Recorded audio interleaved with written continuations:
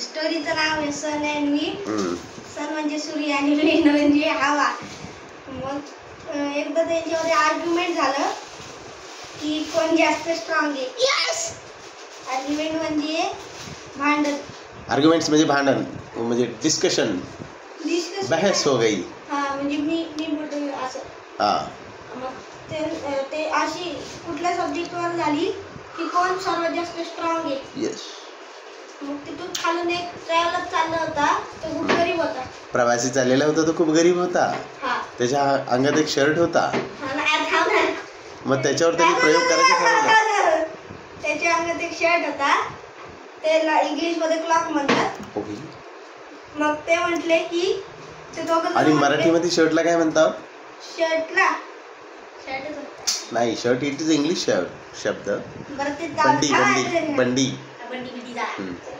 ऐक त्याच्यानंतर आहे ना ते विंड आणि सन काय म्हटले दोघांना एकमेकांना की जो हा क्लॉक म्हणजे त्याचा जो शर्ट आहे ना तो आधी जमिनीवर पाडेल तो जिंकला. मग पहिले ते विंडची टर्न होती ना. मग ते विंडने असं समजते इमॅजिनेशननी त्याचा एक चेहरा आहे विंडचा. मग ते विंडने काय केलं असं एकदम श्वास घेतला त्याच्या तोंडात आणि एकदम जोरात श्वास सोडला. त्याच्याने काय झालं की तिथे बवंडर आला स्ट्रॉंग. बवंडर. हा आणि पाऊस पण पडायला लागला. मग त्या ट्रॅव्हलरने तो शर्ट काढला पण त्याच्या डोक्यावर ठेवला. येस. आणि मग त्यांनी मग ते विंडची टर्न झाली होती. विंड काय खाली पाडू नाही शकला. मग ते सूर्याची वारी होती. सूर्याने आधी थोडस हे टाकलं ऊन टाकलं सरनी. मग त्याचा शर्ट वाळून गेला त्या ट्रॅव्हलरचा. आणि मग त्याने तो परत घातला अंगात. मग त्याने हळूहळू हे वाढवलं ऊन वाढवलं गरमी वाढवली आणि मग जमीन पण एकदम गरम व्हायला लागली. सूर्याने गरमी वाढवली. मग नंतर त्याला गरम व्हायला लागलं त्या ट्रॅव्हलरला. त्याने मग तो शर्ट काढला आणि खांद्यावर ठेवला.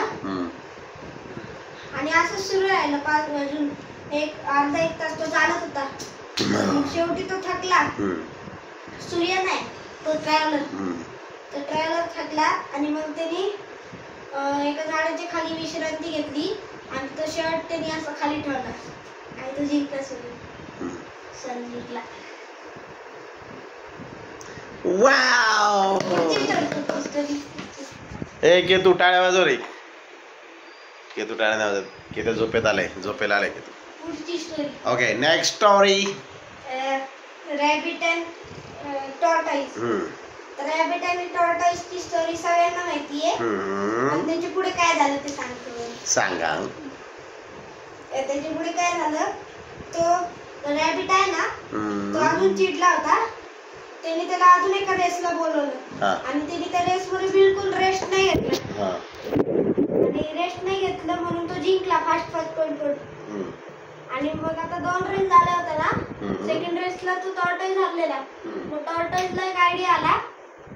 त्यांनी त्याला रेसला बोलवलं रॅबिटला. पण तो काय म्हटला आता पाथ मी डिसाईड करेन म्हणजे रस्ता मी डिसाईड करेन.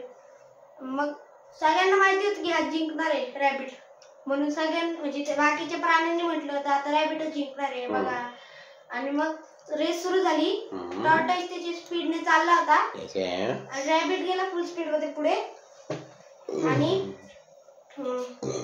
ते फिनिश लाईनचे 1-2 म्हणजे 100 की 200 मीटर दूर होता की तिथे एक नदी आली. आणि मग तो विचार करत राहिला की मी त्याच्या पार कसं जाऊ आणि मग जिंकू कसं. मग त्याचे 2-3 तास गेले आणि मग तो टॉर्टॉइस तिथे आला. पाण्यात